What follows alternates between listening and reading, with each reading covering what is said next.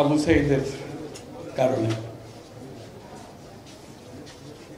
মস্ত বড় দুঃখের কারণ। রংপুরে বহুবার এসেছি, বহুদিন থেকে রংপুরের সঙ্গে আমি সংযুক্ত। এরকম ভারী মনে রংপুর আসেনি এখন। রংপুরের দারিদ্র, রংপুরের দুরবস্থা ক্রমাগত ভাবে দেখে গেছে। আজকে যে কারণে আসলাম, রংপুরের একটি ছেলে সে সারা বাংলাদেশকে পাল্টে দিয়েছে। শুধু বলেছে আর না, তুমি যত অত্যাচার করো আমি আছি। সে বুক পেতে দিয়েছে অত্যাচারকে গ্রহণ করার জন্য। তার বুক ছিঁড়ে গুলি চলে গেছে। এই তার আত্মত্যাগ সারা বাংলাদেশকে চাকিয়ে দিয়েছে। একটা ঘটনা, প্রতিবাদ, তার কিছু করার নাই, নিজের শরীর ছাড়ার কিছুই ছিল না। শরীরটা দিয়ে সে প্রতিবাদ করেছে, আত্মাহুতি দিয়েছে। মানুষ কত আইন করে বিচার করে ফাঁসিতে চায়, এই হচ্ছে অত্যাচারীর সামনে দাঁড়িয়ে গেছে। এই অত্যাচারীর ভূমিকায় আমরা সবাই, সেই ভূমিকাটা পরিবর্তন করা।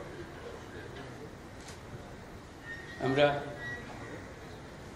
ন্যায় বিচার, সভ্যতা যে কথা বলি, সেগুলোকে প্রতিষ্ঠিত করার জন্য, যেটার অভাবে অবশ্যই সবার সামনে তুলে ধরল কিরকম অবিচার মানুষের উপরে করতে পারে।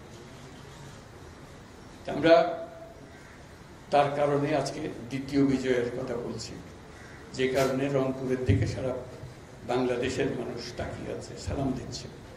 তোমরা আমাদেরকে জাগিয়ে দিয়েছ, সারা পৃথিবী রংপুরকে সম্মান করছে। এরকম প্রতিবাদী যুবক এখানে কিভাবে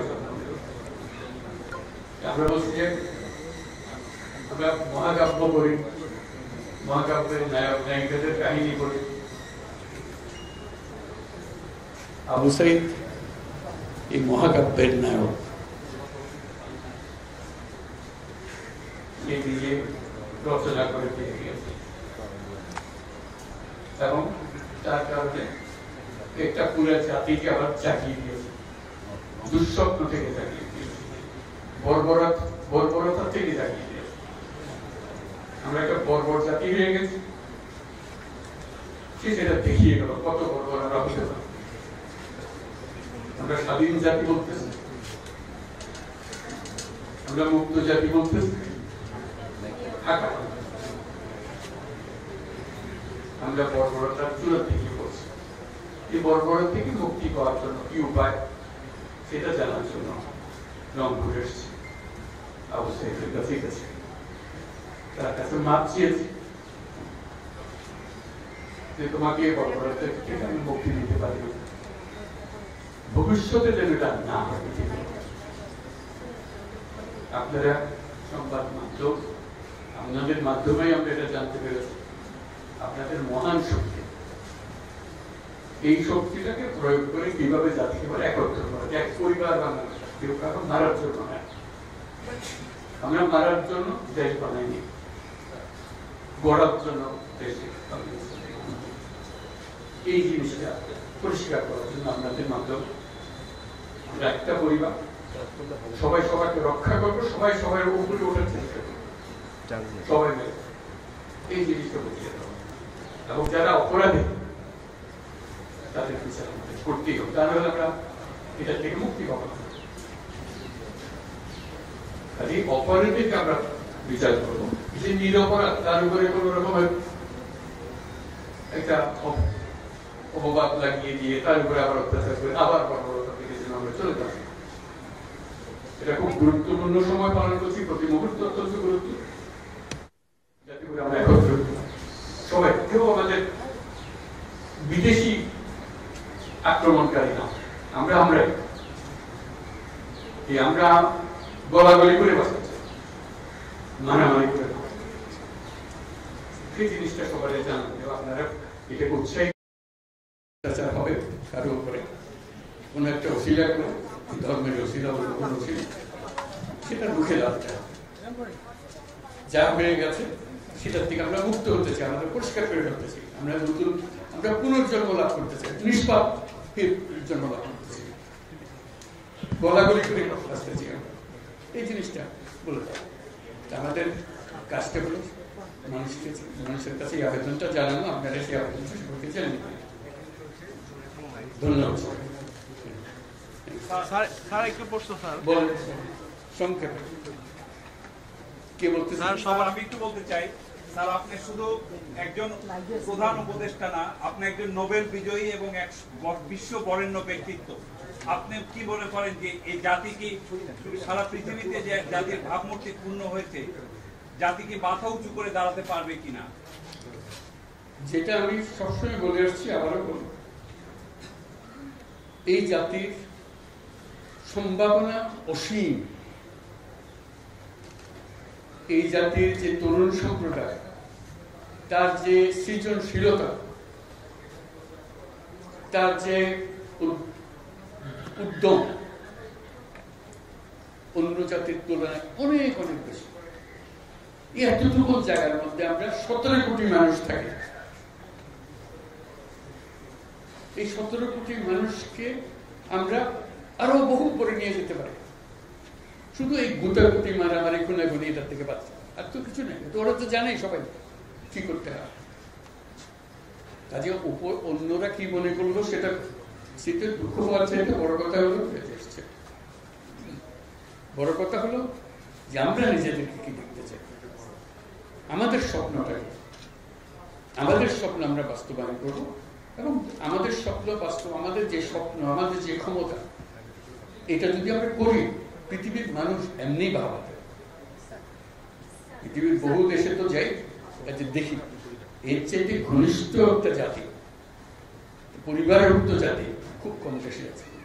আমরা ভাগ্যবান জাতি সেই হিসেবে, কাজেই আমাদেরকে সেই লক্ষ্যে যেতে হবে। বলো আমরা রাষ্ট্র সংস্কারের কথা বলছি, আমরা রাজনীতির পরিবর্তনের কথা বলছি, গণমাধ্যমের পরিবর্তন কিংবা রাষ্ট্রীয় যে প্রতিষ্ঠানগুলো আসলে নিজের স্বাধীন মতো কাজ করতে পারছিল না, বিচার ব্যবস্থা সহ, সেই পরিবর্তনে স্যার আপনারা কি কাজ করবেন? ওগুলো সব নষ্ট হয়েছে বলে তাকে দুঃখের মধ্যে। কাজে আপনি এটা যদি পরিষ্কার না করেন আর যাবেন কোথায়, আবার বর্বরতার মধ্যে থেকে গেলেন। কাজে এটা পরিষ্কার করতেই হবে, এটা কোনো বিকল্প না।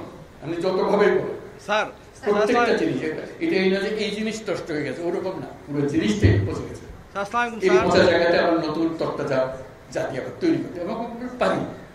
শুধু আমাদের সবাই একত্র হতে পারে, এটা করতে হবে, কঠিন হাত করতে হবে। কঠিন যদি না হন এটা পারবে না স্যার। রংপুর বৈষম্যের শিকার স্যার, আমি মিম স্যার। রংপুর মেডিকেল কলেজ হাসপাতাল রয়েছে, পুরো বিভাগের মানুষ এখানে চিকিৎসা নেয় স্যার। আমার দাবি স্যার, রংপুরবাসীর পক্ষ থেকে এখানে কি আর্মি পার্সন দেওয়া হোক স্যার, সেখানে কোনো চিকিৎসা ব্যবস্থা নেই স্যার।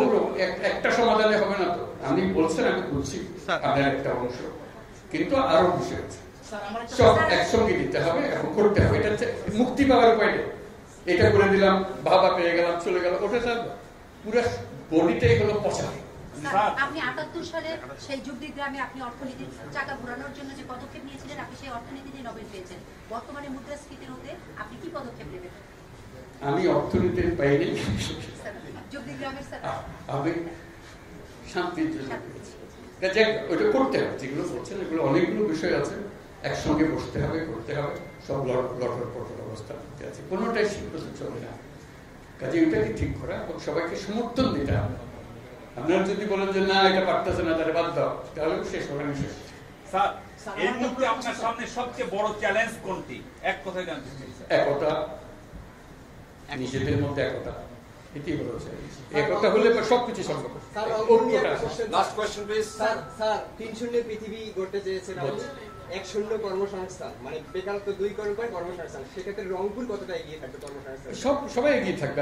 আমি কর্মসংস্থান সরকার করে দেবো এটার কথা বলতেছি না তো। আমার কথাটা হলো আমরা চাকরি চাই না, আমরা চাকরি প্রার্থী নই, আমরা চাকরির দাতা। স্যার রংপুরবাসীর উদ্দেশ্যে কিছু বলেন। সেই জিনিস এই আয়োজন, এটা আয়োজনের বিষয়।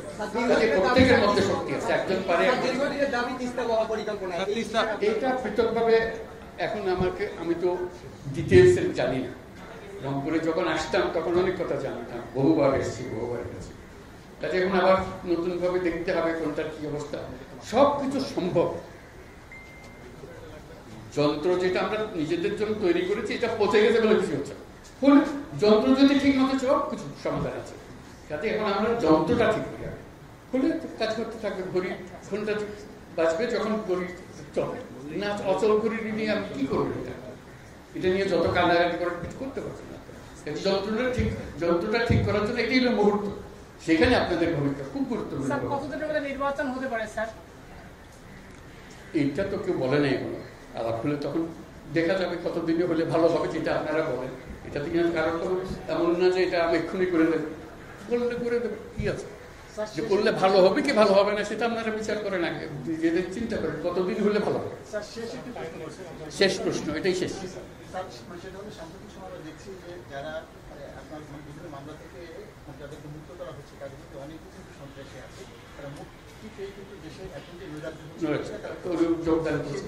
ওই তালিকাটা আরেকটি বিষয় হলো স্যার, যেসব শূন্য পদ এখন আছে আপনি বলছেন সব জায়গায় আপনার মানে সম্ভব হবে, কিন্তু আমরা দেখতে পাচ্ছি যে অনেকে রাজনৈতিক পরিচয় তারা সেখানে নিয়োগ পাচ্ছে। আচ্ছা, বহু দোষ আছে তো, এটা একটা আলাদা আলাদা বলার দরকার নাই। সবাই জানি, আপনিও জানেন, আমিও জানি। এখন হচ্ছে যখন অ্যাকশন নেওয়া শুরু হবে আপনারা সমর্থন করবেন। আপনি যদি এর বললো ওর করলো না, তাহলে আবার এগুলো করে করে গেলাম। স্যার রংপুরবাসীর জন্য স্যার প্লিজ স্যার কিছু বলেন স্যার। এগুলো রংপুর পিছিয়ে পড়া একটা জেলা। রংপুর বাংলাদেশের 1 নম্বর জেলা হোক, এটাই। Thank you sir. Thank you. Thank you sir, thank you sir.